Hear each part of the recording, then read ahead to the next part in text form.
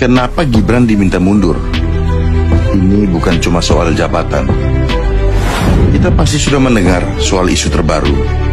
Para purnawirawan yang notabene mantan jenderal, perwira tinggi TNI menuntut Gibran buat mundur dari kursi Wapres.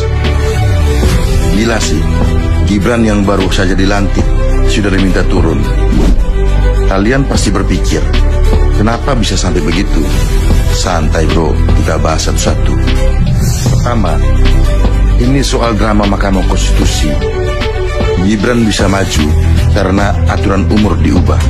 Yang merubah Mahkamah Konstitusi, dan yang bacakan putusan pamannya sendiri. Kalian paham kan? Ini seperti kalian ikut lomba. Juri lombanya paman kalian. Menang, pasti menang.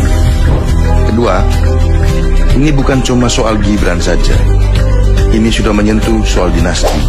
Bapaknya presiden, anaknya langsung jadi wapres. Kalau ini diterusin, 2029 siapa lagi? Cucu. Purnawirawan merasa ini sudah kelewatan. Indonesia bukan kerajaan, kita republik. Ketiga, ini kode keras buat Presiden Prabowo. Kalian sudah menang, tapi jangan jadi boneka politik. Begitu kira-kira pemikiran purnawirawan. Mereka mau pastikan Prabowo berdiri sendiri, bukan cuma meneruskan kekuasaan Jokowi versi 2.0. Tapi memangnya bisa Wapres dipecat? Secara hukum sih tidak segampang itu. Harus ada pelanggaran berat lewat DPR, MPR.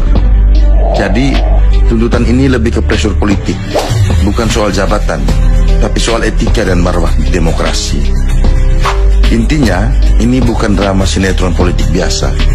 Ini pertarungan antara yang bilang yang penting menang, lawan yang masih percaya demokrasi ini soal cara, bukan cuma hasil. Nah, sebenarnya kalau mau jujur, mengapa mereka menolak Gibran? Bukan soal MK-MK-nya. Saya yakin sekali menolak Gibran karena mereka tahu itu akan membuat satu putaran. Bersatunya figur Pak Jokowi dan figur Pak Prabowo itu memudahkan memenangkan pemilu dengan cepat. Dan terbukti memang ketika Prabowo belum mendeklar dengan Gibran, itu posisinya 34, Ganjar 35 atau sebaliknya. Tapi ketika terjadi deklarasi Prabowo dan Gibran, Prabowo yang langsung lompat 42-43, Ganjar dari 34 langsung turun 28. Nah sejak itu Ganjar turun terus, ininya naik terus. Jadi sebenarnya dia takutkan adalah masalah elektoral aja, masalah penyatuan dua kutub ini, dua tokoh utama negeri ini. Penyatuan Prabowo dan Jokowi ini memang membuat pemilu menjadi satu putaran. Nah, ketidakterimaan kelompok-kelompok lawan ini dikarenakan itu tadi, lebih ke elektoral. Kalau dia menang jadi wapres, emang dia langsung jadi cerdas. Kalau dia jadi wapres, emang dia langsung bijaksana, dia langsung mengerti persoalan. Ya enggak lah, Samsul ya tetap Samsul, kapasitas kesamsulan itu tidak akan berubah, Bung. Belimbing sayur ya belimbing sayur. Jangan mengira bahwa sesudah naik pangkat itu langsung cerdas. Tidak. Bahan bakumu. Tahu-tahu saya harus hormat sama anaknya yang nggak punya prestasi apa-apa. Bagaimana saya mau ngangkat hormat sama wapres seperti itu? Apa yang dikemukakan oleh Letnan Jenderal Marinir Purnawirawan Soeharto, itu mantan komandan Korps Marinir. Dia bilang gini, saya ini lulusan AAL 1969. Saya masuk AAL dari tahun 1965. Terus, tahu-tahu saya harus hormat sama anaknya yang nggak punya prestasi apa-apa. Bagaimana saya mau ngangkat hormat sama wapres seperti itu? Itu kata Letnan Jenderal Marinir Soeharto. Jadi yang benar aja dong, wakil presiden kita kayak gitu. Yang benar aja, itu loh. Ini proses apa? 2 tahun jadi wali kota, itu juga aneh menjadi wali kota. Terus aneh bin ajaib lagi menjadi wakil presiden. Terus saya harus hormat. Ntar dulu katanya. Presiden urusi ekonomi, wakil presiden urusi bidang lain. Tidak ada pembagian presiden itu memimpin eksekutif pemerintah utuh. Wakil presiden membantu presiden. Jadi, in case nanti presiden ini berhalangan, sakit atau mati, wapresnya tampil sudah, karena sudah mengawasi semuanya. Jadi tidak benar kalau sekarang presiden bagian A, Wapres pakai D, keliru itu. Ya.